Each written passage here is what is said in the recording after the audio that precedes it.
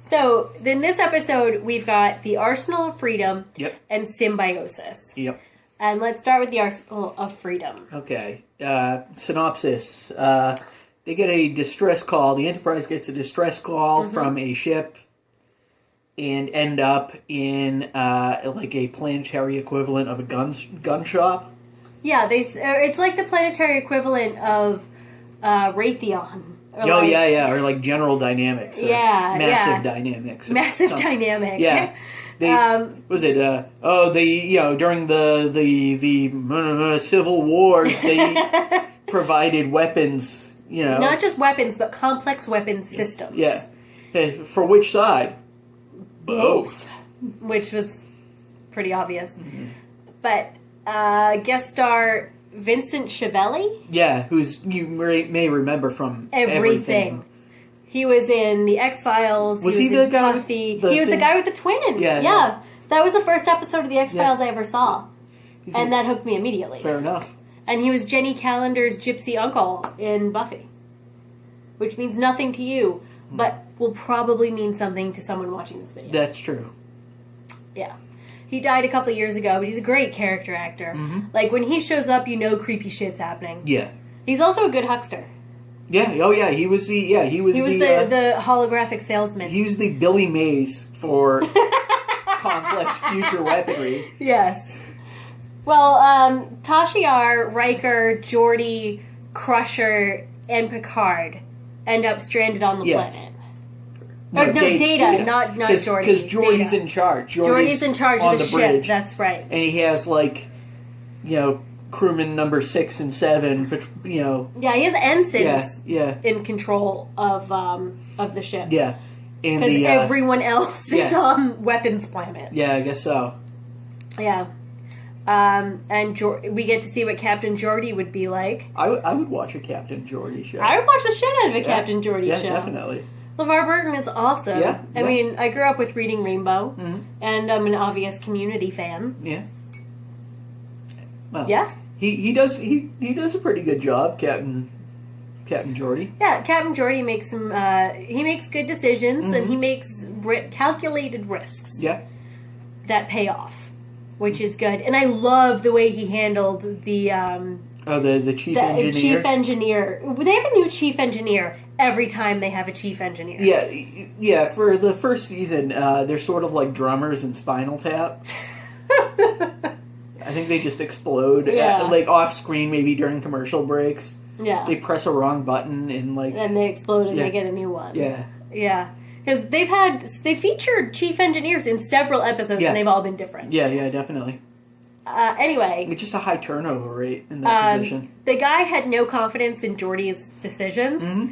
And when Geordi needed to lay the smackdown, he absolutely did. Yeah. You could see the guy's face light up when Geordi was like, I need you to take control of the saucer. Oh. Yeah. Maybe not as bad as that, but... But it was like a puppet with strings cut, like... Yeah. It was pretty great. Yeah, it was awesome. I mean, the episode itself was pretty, yeah. I mean, it showed a little bit of Tasha's competency as a security officer. Well, and, the whole, Picard and Crusher, trapped. They end up falling down a cliff. Yeah. Or down a hole. Down a hole. Yeah, and she breaks her leg and breaks her arm and breaks her everything. And loses a lot of blood. Yeah. We find out that her grandmother was pretty much a witch doctor. Oh, because of the whole roots and everything. Yeah. Yeah, if this were 1,000 years before, she would have been burned at the stake. Probably. Or hanged, as the case may be. Mm-hmm. But, whatever.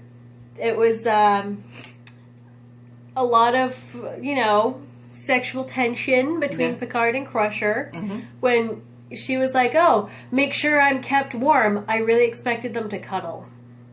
I was a little disappointed. Yeah. Oh, and... Oh, there are so many things you don't know. Oh, yeah. Picard is Wesley's father! Sure. I don't know, I mean...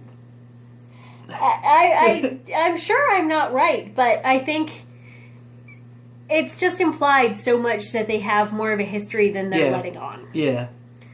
And from what I understand of season 2, I'm going to be intensely frustrated. As there will be no more character development in that area. You won't be alone. Or you aren't alone. Yeah. Since, anyway, it doesn't matter. Doesn't matter. So, I think our Symbiosis is just going to be angry. Yeah. That was just... It was pretty bad. It was one of the worst episodes of the first season. Symbiosis. They pick up synopses, right? Yeah, the Enterprise gets a distress call from a ship that's in a explodey star, so their communication stuff isn't working so well with the magnetic interference. Yeah. These people have no fucking idea how to run a ship.